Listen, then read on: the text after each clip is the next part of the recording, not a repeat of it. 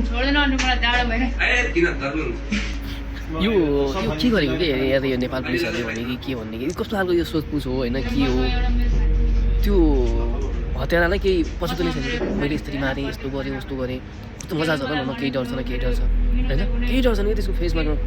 उसले थाहा छ क्या म नाबालकमा पर्छु मलाई यिनीहरूले पुलिसहरूले पिट्न पनि पाउँदैनन् मलाई केही गर्न पनि सक्दैनन् भन्ने थाहा छ क्या यही डर नभएर नै हो क्या यस्तो उहरू भएको क्या यो भिडियो बनाएर हाल्नु पनि कतिलो राम्रो होइन क्या किनकि त्यस्तो मजाले त हजुर तिमी भनेर चाहिँ प्रश्न सोधेको पुलिसहरूले होइन त्यसै सोध्नु नि मर्ने हाल्नुपर्छ त्यसले त फाँसी दिन नमिल्ने बिचमा टर्चर दिन मिल्छ होला नि त होइन अनि त्यो बलात्कार गर्ने त्यो बच्चा त्यसरी मारेको छ त्यसरी तिमी यस्तो के अरे स्कुलमा चाहिँ के अरे सरहरूले चाहिँ सोधेको जस्तो सोधेको हुन्छ भने त्यस्तो त्यसरी काटिदिनुपर्छ त्यो रिङ्गै काटिदिनुपर्छ क्या बलात्कार गरेको रिङ्गै काटिदिने चोरी गर्ने डकैती गर्नेको हात काटिदिने त्यस्तो कानुन बनाउनु फाँसी दिन नमिले भने त्यो रिङ्गै काट्ने कानुन बनाउन त सकिन्छ होला नि त होइन फाँसी दिन नमिले पनि त्यस्तो गरेपछि त्यसले अरूले पनि ओहो यस्तो हुनेछ अब यस्तो कानुन बनेछ अब त्यही नै काटिने भएपछि त अब बलात्कार नगर्ला नि बस्यो अनि हामी दुईजनाले मन गरेको सेक्स गर्न होइन अनि के अरे हामी आयो यता अनि त्यो बच्चाहरू खेलिरहेको रहेछ हामी खेल्न गएको होइन बच्चाहरू खेलिरहेको रहेछ अनि त्यहाँबाट चक्लेटको लालच दिएर कतिजना बच्चाहरू खेलिरहेको थियो 3 जना थियो 2 जना केटा छ एउटा केटी छ अनि केटी चाहिँ यही डर धेरै गढीमा रहेछ पहिलेबाट चिन्थ्यो त्यो नानुलाई चिन्दैन थियो जबदेखि त्यो गाडी चलाउन थाल्यो नि अनि कहिले काहीँ गाडीमा के अरे खेल्न आउँदो रहेछ त्यो खेल्न आएको समयमा म हुँदैन थिएँ त्यहाँ अनि के अरे अस्ति चाहिँ भेटाएको थियो तर त्यसलाई नि गर्न मन लाग्थ्यो घरमा कोही पनि थिएन त्यसको नि कोही पनि थिएन मेरो नि कोही थिएन लिएर आयो जति मन गऱ्यो चक्लेट किन्यो अनि त्यो त्यहाँबाट भन्न के भयो चक्लेट किनेपछि अनि त्यसले लिएर गयो होइन म एक्लै गएको अनि चक्लेट किनेर आएपछि के भयो त्यहाँ गयो बच्चाले खेलिरहेको थियो बच्चाहरू खेलिरहेको थियो त्यो प्रतीक पनि त्यही थियो तिनीहरूले हेरिरहेको थियो म चक्लेट किनेर आएँ अनि चक्लेटको लालच दिएर लिएर गयो त्यसलाई अनि दुईटा भाइहरूले के गर्यो त्यो भाइहरूलाई चाहिँ थोरै थर्काउनु बित्तिकै रुँदै घर पुगेछ अनि के अरे चक्लेटको लालच दिएर गएपछि अनि हामी गयो त्यो घरमा त्यो घर कसको घर थियो खोइ त्यो कसको घर थाहा छैन अनि के अरे हामी यताउता हेऱ्यो मान्छे छैन भनेर होइन मान्छे थिएन अनि म पहिला सुरुमा छिरेँ होइन अनि पछि केटी छिर्यो बहिनी छिर्यो अनि पछि लास्टमा पट्टि छिर्यो होइन अनि म जबसम्म मन भएन नि तबसम्म गऱ्यो त्यसले गऱ्यो म यत्तिकै हेरेर बसिरहेको मेरो त एकचोटि उयो गर्नु बित्तिकै निक्लिहाल्यो अनि के अरे त्यसले जति मनसम्म गऱ्यो कति रसियल बानेको थियो नि त्यो बेला त्यतिखेर नि यहाँ मात्रै बानेको थियो मैले पक्रेर बसिरहेको थिएँ त्यसले उयो गरेर बसिरहेको थियो होइन अनि के अरे जब त्यस पनि भयो नि अनि त्यसले भने यसले त यो उठ्यो दिवसबाट उठ्यो भने नि यसले हामीलाई भनिदिन्छ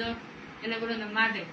भनेर अनि त्यो गयो गाडी लिएर गयो त्यसलाई नि गाडी चलाउन आउँछ स्कुल पढ्नु भयो भने गाडी लिएर गयो त्यो आफ्नो घर म के अरे उयो सुसार गरेर खाना धुवा गरेर खाना खाएर अनि त्यसको घर गयो किनकि रिजर्भ थियो त्यसको घरको साइडबाट अनि के अरे रिजर्भ लिएर गएर हेटौँडा पुग्यो हेटौँडाबाट फेरि आउँदा रात पर्दाखेरि फेरि फोन आयो के अरे भेटाएन भनेर फोन आयो होइन फेरि त्यसको भोलिपल्ट पनि फोन आयो त्योबाट पनि भेटाएन भनेर आज फोन आएको थियो भेटायो भनेर आज फोन आएको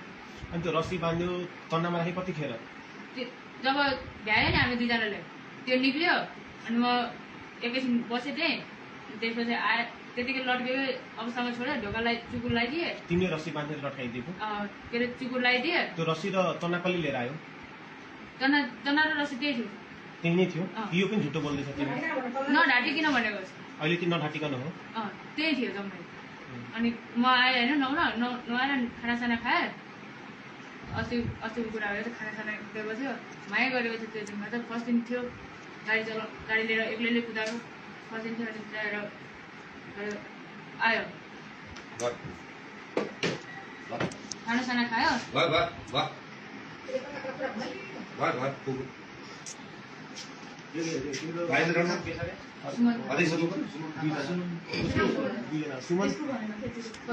प्रदीप खड्का र तिमी सुमन लामा सुमन थापा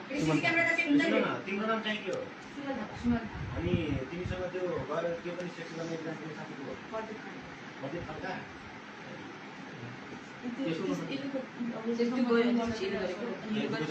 पहिला उसले गर्यो अनि उसले गर्दा उसले समात्यो त्यो पहिला तिमीले गर्यो